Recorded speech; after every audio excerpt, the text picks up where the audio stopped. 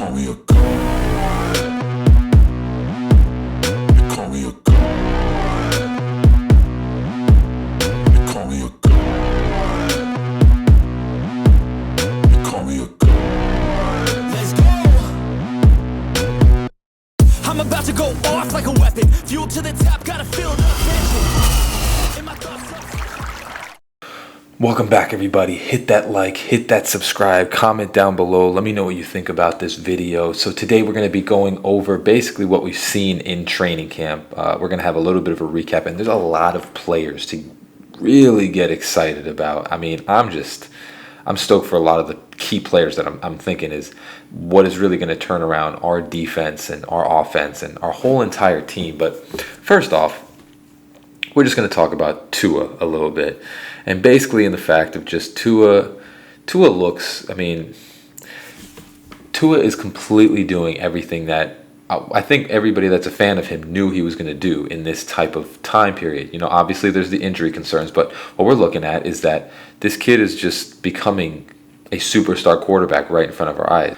When you have a quarterback that is now the one defense that he struggled against was this Vic Fangio defense, which we'll get into Vic Fangio in a little bit. But Tua is, this last time that he was out, seemed to have just carved up the defense. He just knew exactly where to throw the ball. And this is the key thing, is he was facing a lot of man coverage with his own defense. So he knew how to destroy man coverage. And it was clearly showing that anybody that played man coverage on him really got burned. But the zone coverage is where he kind of struggled a little bit. And especially the zone coverage from Vic Fangio, the Vic Fangio style of defense, struggled mightily against that. The worst game of his rookie year was the Broncos game, or the second year was the Broncos game, obviously. And there's just a whole bunch of factors that go into it. But right now what we're seeing is he's bigger, he's stronger, he's getting the ball out, and the guy just looks awesome. He just looks really good coming into the season, and it's just exciting. And I am fully believing, you know, you have a guy named Omar Kelly, who obviously one of the reporters that really, he wasn't really high on Tua. You know, he's doing everything that he possibly needed to do in order to advance himself as a quarterback. And I'm thinking what we're seeing right now, Omar Kelly did not believe in anything that Tua was doing in his first couple years. He actually was writing him off, just like him and Alan Popar, which I haven't heard a whole bunch about Popar, but obviously because he might be eating his words a little bit, he's trying to wait till something happens. But Omar Kelly, since the beginning of this training camp, has started to say, I mean, there was a pass clip where basically the quarterbacks were trying to get the ball into this net across the field. And one of the things, it was Omar Kelly that was saying this, was Tua missed it. Everybody missed the first couple times. And then the rookie guy made it. And then Tua was right afterwards. And he was like, watch Tua make this one. And Tua buckets it. And he was just like, see, yep.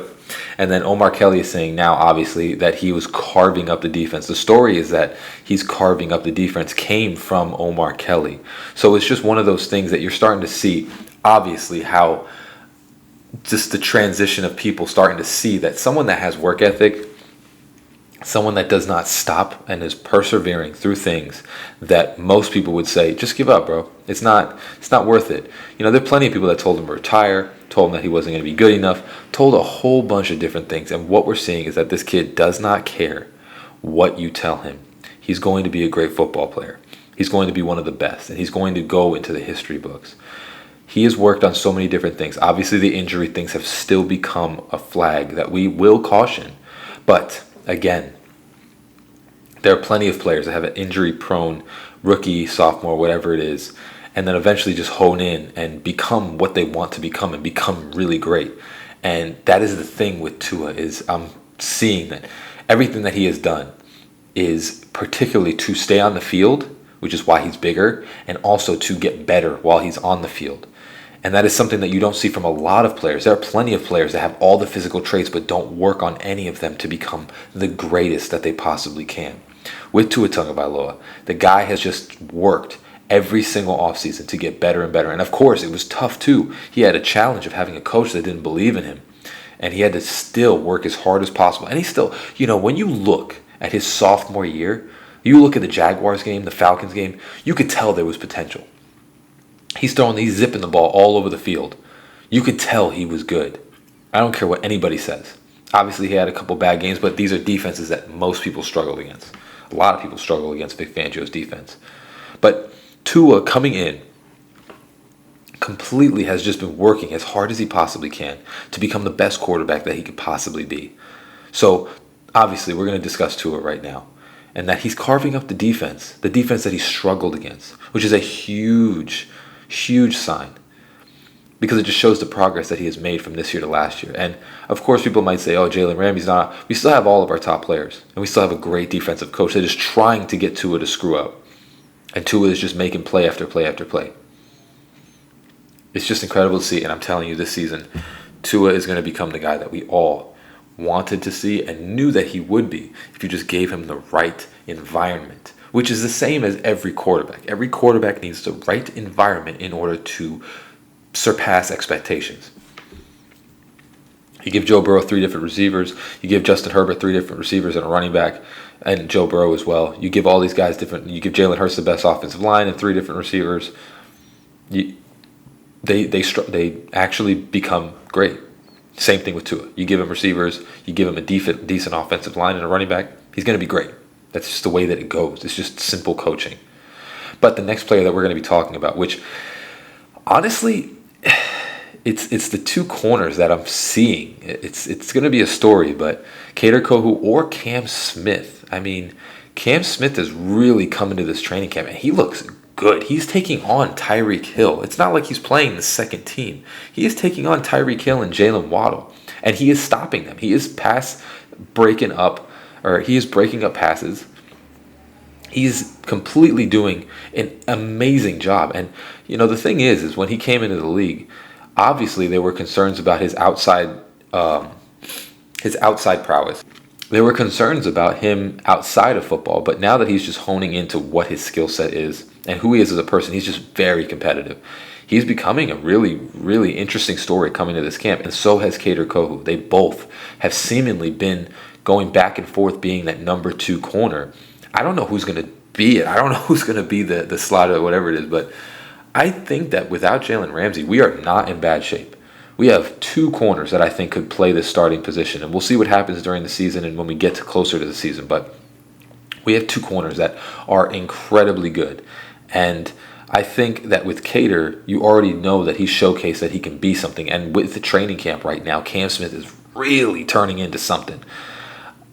We might have really good depth at the corner position, even though Jalen Ramsey is out. And then when he comes back later, which he might come back during December, we'll see what happens. Obviously, it stinks, but we'll see when Jalen Ramsey comes back. Don't worry about Stephen A, blathering his mouth with his big old forehead over here talking about all this crap. You don't know what's going on. Doctors and McDaniel, they're 2 separate entities. So, our cornerbacks, they look fine coming into the season. I think we are going to be okay. I think we will have plenty of corners. We have 2 studs that will be able to take that number 2 position. And if Jalen Ramsey can come back, then he can come back. It's unfortunate, but I think we've already seen that Kader Kohou can fill the spot, and he will be better with a better coach, and so will Xavier Howard. And next, we'll cover the linebackers, which actually, to be honest, I think it was one of my places that I felt needed a little bit more, but what it's looking like is David Long is the guy. Just like I said, David Long seems to be the dude. Of course, there's the injury situation, but David Long seems to be really surprising everybody at camp. Maybe not surprising, actually. I think he is more so just showcasing how great potentially that he could be. And that you can't base it off of injuries, man. We have plenty of, they are good with Duke Riley. They're good with David Long, Baker. We have AVG over there. And David Long is just showing that he can be that middle linebacker that makes a huge difference. I mean, he's just stopping a bunch of runs. You see him really just getting in the backfield. You see him play recognizing a lot.